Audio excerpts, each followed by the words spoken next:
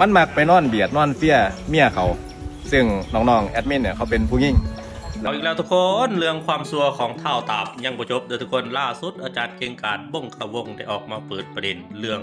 พฤติกรรมอันซัวๆของมันอีกแล้วทุกคนไปเบิ่งคลิปกันเลย อาจารย์เป็นอย่างเขาคือท้ายคลิปเพิ่นนั่นไว้ในตอนที่คนอื่นกำลังเฮ็ดงานอยู่เป็นไดเป็นตาบอ่ะเป็นตาบมันก็มี2เหตุผลเหตุผลแรกเนี่ยคือเจ้าหน้าที่ที่เขาทายเขาเป็นเจ้าหน้าที่บันทึกข้อมูลเขาจะอยู่ประจำที่อยู่แล้วในการเรคคอร์ดข้อมูลบันทึกข้อมูลคนขึ้นคนลงทำแต่ก็คนเฮ็ดงานคนเฮ็ดเวียกนะซึ่งเขาก็จะต้องมอนิเตอร์วงจรปิดแล้วก็ภาพรวมทั้งหมดอยู่แล้วแต่เหตุผลที่2โดยนิสัยเพิ่นนี่แล้วมันมักไปนอนเบียดนอนเฟี้ยเมียเขา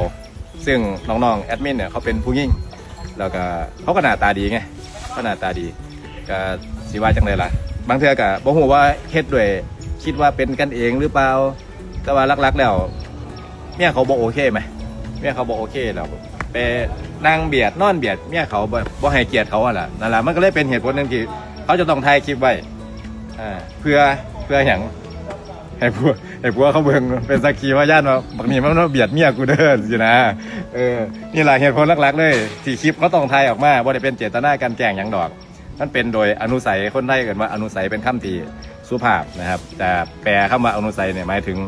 สันดานนี่สาระต้นสาระนี่ก็คือคลิปล่าสุดที่อาจารย์เก่งกาจบ้งกาวงเพิ่นได้ออกมาเปิดเผยถึงพฤติกรรมของเท่าตาบให้ชาวสังคมโซเชียลเฮาได้รับรู้กันตื่ม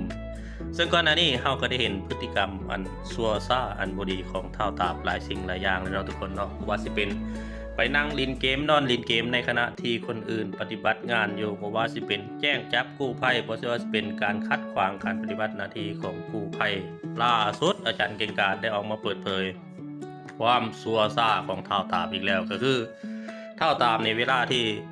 ไปปฏิบัติงานไปเฮ็ดงานกับกู้ภัยโดยเฉพาะอยู่ที่นาถ้ำเราสิมีพฤติกรรมมักไปหยอกไปแซวไปนอนเบียดเมียเขาเพราะว่าเฮาก็เห็นอยู่ในสื่อสังคมออนไลน์อยู่แล้วเนาะว่าเมียกู้ภัยหรือว่าทีมงานที่ไปซอยงานกู้ภัยซุ่มผู้หญิงผู้หญิงเขาน่ะสิมีแต่คนงามๆขาวๆผู้รูปไปลอยเป็นบ่ทุกคนด้วยพฤติกรรมอันซัวซ่าด้วยพฤติกรรมอันบ่ดีของเท่าตาบนี่ก็เลยมักไปแซะไปแซวไปนอนเบียดเขาเจาะไปจิ้มเขาจังซั่นจังซี่ก็เลยเฮ็ดให้เขาบ่พอใจเพราะว่าลูกไผๆก็ฮักเมียไผๆก็ฮักเนาะทุกคนเนาะถือว่าสรุปแล้วก็คือ